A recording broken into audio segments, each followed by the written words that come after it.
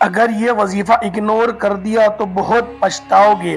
آج رات سونے سے پہلے صرف 21 مرتبہ اللہ پاک کا یہ صفاتی نام یا خالقو پڑھ کر سو جاؤ۔ صبح اٹھ کر اپنی آنکھوں سے دیکھ لینا، ہر طرف دولت بکھری پڑی ہوگی۔ اگر یقین نہ آئے تو آزما لو انشاءاللہ۔ بسم اللہ الرحمن الرحیم۔ محترم ناظرین و کرام، آج کے بابرکت دن کے حوالے سے ایک بہت ہی خاص اور مجرب وظیفہ لے کر آپ کی خدمت میں حاضر ہوا ہوں، جو قرآن پاک کی ایک چھوٹی سی سورہ مبارکہ اور اللہ پاک کا ایک صفاتی نام، مجرب نام پڑھ گئے آپ لوگ سو جائیں، انشاءاللہ آپ کی پریشانیاں، آپ کی مشکلات حل ہو جائیں گی۔ اور اگر آپ لوگ چاہتے ہیں تو عشاء کی نماز کے بعد بھی صرف 7 مرتبہ پڑھ لے تو انشاءاللہ 7 دن میں 7 لاکھ کا قرض بھی ہوگا تو وہ بھی ختم ہو جائے گا۔ میرے بھائیوں، میری بہنوں، میرے بزرگوں، یہ وظیفہ اتنا مجرب ہے کہ جس طرح میں اس کو بیان کر رہا ہوں، انشاءاللہ اسی طرح سے آپ کے مسئلے مسائل، آپ کے قرضوں کی جھنجھٹ، ہر چیز کو مکمل طور پر حل کر دے گا۔ ناظرین و کرام، یہ کوئی بڑا وظیفہ نہیں اور نہ ہی کبھی آپ کو میں بڑے وظیفے بتاتا ہوں، صرف ایک دن کا عمل ہے۔ آج کا وظیفہ ہے، انتہائی مختصر سا وظیفہ ہے۔ عشاء کے بعد آپ نے اس عمل کو کر لینا ہے، انشاءاللہ پھر اس وظیفے کا اثر آپ خود دیکھیں گے، رزق مال و دولت کے انبار لگ جائیں گے۔ یہ خاص سورہ مبارکہ دولت کے لیے ہے، لیکن آج کا یہ وظیفہ، یہ عمل صادق دل کے ساتھ آپ نے کرنا ہے۔ اس عمل کو اگر فقیر بھی کرے گا تو وہ بھی اللہ پاک کی عنایت اور اس کے فضل و کرم سے دولت پر بیٹھ کر راج کرے گا، کیونکہ اس وظیفے میں جو طاقت ہے، اس وظیفے کا جو اثر ہے، وہ بہت کم لوگ ہی جانتے ہیں۔ ویسے تو ہم نے اپنے چینل پر بے شمار وظائف بتائے ہیں، لیکن یہ جو عمل ہے، یہ جو وظیفہ ہے، یہ آپ کی ساری پریشانیوں کو ختم کر دے گا۔ آپ کے اوپر لاکھوں کروڑوں کا قرض ہے، انشاءاللہ وہ بھی چٹکیاں بجاتے ہی ادا ہو جائے گا۔ قرضوں کے ادا ہونے کے ایسے اسباب پیدا ہو جائیں گے، پھر آپ سب ناظرین خود بھی حیران رہ جائیں گے۔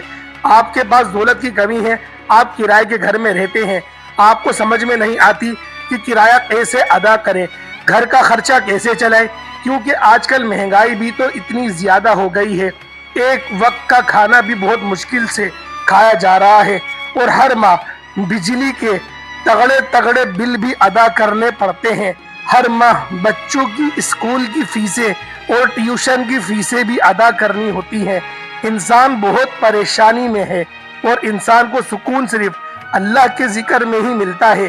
یہ بات بہت اہم کرنے لگا ہوں کہ ہر ماہ انسان عاجزی کے ساتھ اللہ کے آگے جھک جاتا ہے، سجدے پہ سجدے کرتا ہے، اور پھر ہر مسجد میں رو رو کر گڑ گڑا کر خوب ڈھیروں دعائیں مانگتا ہے، تو اس کو بھی اللہ تعالیٰ ضرور عطا فرما دیتا ہے۔ ہم ہر وظیفے میں آپ کو بتاتے ہیں کہ اللہ سے مانگنے کا آپ کو طریقہ آ جائے تو پھر آپ کو کسی مزید وظیفے کی ضرورت نہیں پڑے گی، آپ نے صرف ہاتھ اٹھانے ہیں اور آپ کو ملنا شروع ہو جائے گا۔ لیکن اس سے پہلے آپ کے کچھ اعمال ہوتے ہیں، آپ جو چھوٹی چھوٹی غلطیاں کرتے ہیں، جن کو اگر آپ سدھار لیں گے اور آپ اپنے کاروبار میں حلال طریقے سے کاروبار کریں یا رزق کمانے میں حلال ذرائع استعمال کریں گے، جیسے کہ اللہ تعالیٰ کے پاک نبی حضرت محمد صلی اللہ علیہ وآلہ وسلم نے کاروبار کیا تھا، آپ بھی اسی طرح کام کر لیں، حلال اور پاکیزہ رزق کمائیں۔ اگر آپ جاب کرتے ہیں تو اس طریقے سے جاب کریں کہ آپ کے اوپر کوئی انگلی نہ اٹھا سکے، آپ ایمانداری سے ڈیوٹی دیں، جس کام کی تنخواہ لیتے ہیں وہ کام مکمل جافشانی سے کریں اور اپنے فرائض سے کوئی غفلت نہ کریں۔ ہر ماہ رزق حلال ہی آپ اپنے گھر میں لے کر آئیں اور کوشش کریں کہ آپ کے پورے گھر میں حرام کا ایک لقمہ بھی کسی کے پیٹ میں نہ جائے۔ حلال رزق کھانے سے ایسا ہو نہیں سکتا کہ انسان اپنے اللہ پاک سے مانگے اور اللہ پاک اس کی دعا کو رد کر دے، ایسا کبھی نہیں ہو سکتا۔ اور یہ جو وظیفہ ہے، جب یہ وظیفہ کوئی بھی بندہ پڑھتا ہے، قرآن پاک کی یہ سورہ مبارکہ ہے، اس کا وظیفہ ہے، تو اس وظیفے کو اس کے پاس بے حساب دولت آ جاتی ہے۔ ناظرین، یہ ساری نعمتیں جو ہیں، یہ ساری برکتیں جو ہیں، حلال روزی میں اور اللہ پاک کا شکر ادا کرنے میں ہی پوشیدہ ہے۔ تو کوشش کیا کریں کہ کثرت سے اللہ پاک کا شکر ادا کیا کریں. انشاءاللہ دیکھنا کیسے آپ کے وارے نیارے ہو جاتے ہیں. اگر آپ کے اوپر قرض ہے، آپ نے سود پر قرض لیا ہوا ہے، تو سب سے پہلے اللہ پاک سے معافی مانگے، کیونکہ سود حرام ہے اور اللہ پاک سے کھلی جنگ ہے. تو اللہ سے جنگ کون کر سکتا ہے؟ میرے بھائیوں بہنوں، جو بندہ اللہ سے جنگ کرنے کا سوچے گا وہی دونوں جہانوں میں مارا جائے گا. وہ دنیا میں بھی ذلیل اور رسوا ہوگا اور آخرت میں بھی ذلت اور رسوائی رہے گی. جہنم کے انتہائی سب سے نیچے والے گڑھے میں اس کو پھینکا جائے گا. تو آپ نے سب سے پہلے سود کے کاموں سے توبہ کر لینی ہے، جھوٹ سے توبہ کر لینی ہے اور غیبت سے توبہ کر لینی ہے، چغلی سے توبہ کر لینی ہے. لیکن واضح آپ کو بتا دوں، صرف توبہ نہیں کرنی بلکہ اس توبہ پر قائم بھی آپ لوگوں نے رہنا ہے.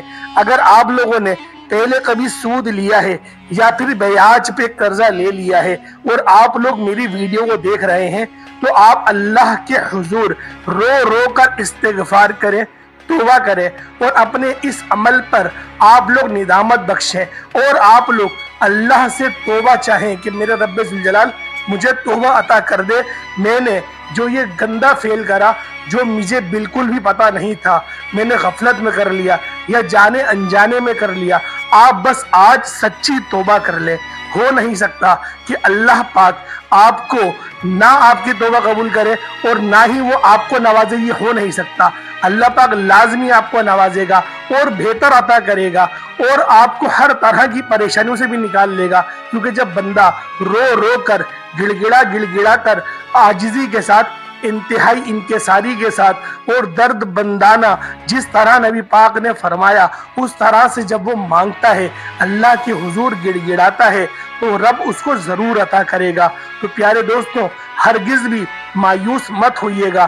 اگر آپ سے کوئی گناہ ہوا ہے، گناہ چاہے وہ کوئی سا بھی ہے، آپ سے زنا ہو گیا ہے، آپ نے شراب پی لی ہے، یا پھر آپ نے کسی بھائی کو دھوکہ دے دیا ہے، یہ کچھ بھی ایسے معاملات ہیں، اللہ کے حضور توبہ کریں اور اس بندے سے بھی معافی مانگیں اور پھر آپ اپنی زندگی کو دیکھیں کس طرح سے وہ سیدھے ٹریک پر آ جاتی ہے، وہ کس طرح سے سیدھے راستے پر آ جاتی ہے.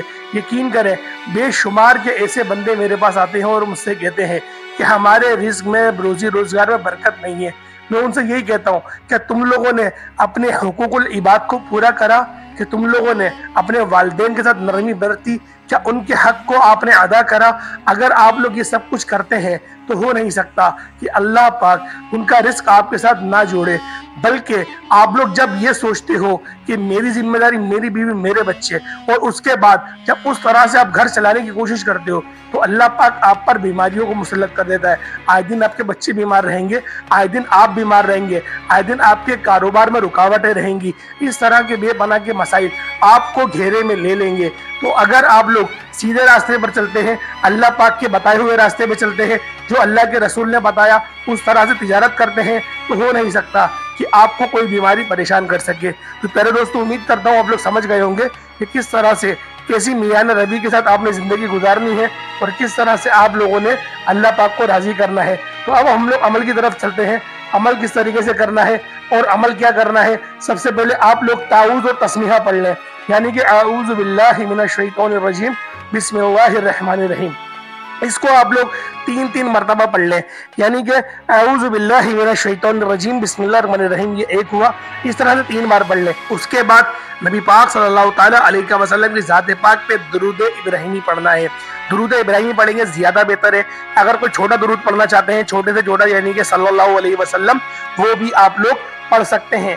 لیکن میں آپ کو یہی کہوں گا کہ آپ لوگ درود ابراہیمی ہی پڑھیں اور آپ لوگوں نے 11 مرتبہ درود ابراہیمی پڑھ لینا ہے. اس کے بعد آپ لوگوں نے قرآن پاک کی انتہائی چھوٹی سی سورت، جس سورت کو علم نشرح کہا جاتا ہے، اس سورت مبارکہ کو صرف 7 مرتبہ پڑھ لینا ہے. اور اگر آپ کو یہ سورت زبانی یاد نہ ہو تو آپ لوگ دیکھ کر بھی پڑھ سکتے ہیں. علم نشرح لک صدرک ووضعنا عنک وزرک الذی انقض ظہرک ورفعنا لک ذکرک فإن مع العسر يسرا إن مع العسر يسرا فإذا فرغت فانصب وإلى ربك فارغب. محترم ناظرین، یہ ایسی سورہ مبارکہ ہے، ہر نبی نے اللہ پاک سے دعا مانگی تھی کہ یہ اللہ میرا سینہ کھول دے، لیکن میرے نبی اور آپ کے نبی، ہم سب کے نبی حضرت محمد مصطفیٰ صلی اللہ علیہ وآلہ وسلم کا یہ اعزاز ہے۔